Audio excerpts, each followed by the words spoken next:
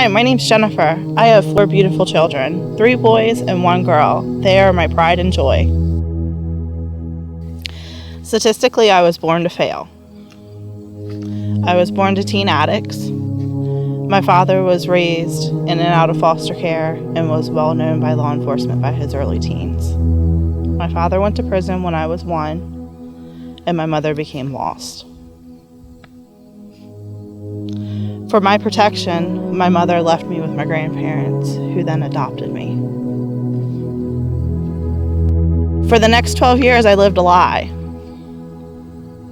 Oftentimes, I felt like I did not belong. And I remember looking in the mirror as a child and wondering who I was and things about me that just didn't feel right. At age 13, when my father was being released from prison, they decided to tell me that I was adopted. I lived till that point believing that my grandparents were my parents and that my mother was my sister. Around this time, I also found out that I had a full sister that my mother had given up for adoption. At age 13, I began sneaking booze from my parents' liquor cabinet. I felt like I had no identity, and I felt like my trust had been lost. I lost my trust in my innocence. I became a teen mom twice. My mother raised my oldest son. I then became involved in a very toxic relationship with abuse, cheating, and more lies. My family cut ties with me. They told me that I had made my bed and that I need to lay in it. I was manipulated into believing that I was nobody and that way of life was love. 9 years into that relationship, my second son started asking me questions. Why doesn't my daddy love you? And we leave the house at night because daddy's mean.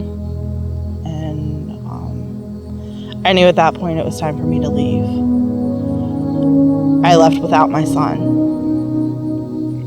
I left without my son because I felt worthless, empty, and that I had no one. This led to more drinking. I was then introduced by my mother to a guy that was basically meant to be my designated driver. This guy listened to my drunken cries. He kept me safe. And he held me when I cried myself to sleep. When he thought that I was passed out, I would hear him pray for me. This guy saw me at my worst and knew all of my skeletons. He was the first person to show me unconditional love. Through hearing his prayer, it reminded me that God loved me. 1 year later, we married. I felt love and hope for the first time in my life. The beginning of our marriage was rough. It was full of baby daddy drama, full of hardships and trust issues that came from my past.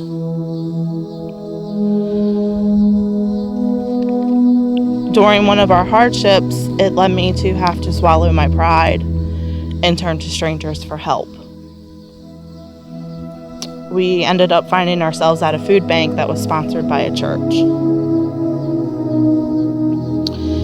Inside the bags that they gave us was a pot holder that the children had made. My pot holder was made by Genevieve Allen. I was born Jennifer Allen. I was left in disbelief when I saw the pot holder. I got goosebumps, And I knew that God was speaking to me. At this point, I felt mercy and grace. I've made mistakes. I've had to learn to forgive, and I've had to learn to trust. I feel blessed for my struggles. I was given the opportunity by God to learn and grow and to become a better person because of them. I'm not perfect. I'm a work in progress. I know that with my faith in God, He will lead me one day to walk in His glory. Since being baptized, I no longer feel worthless.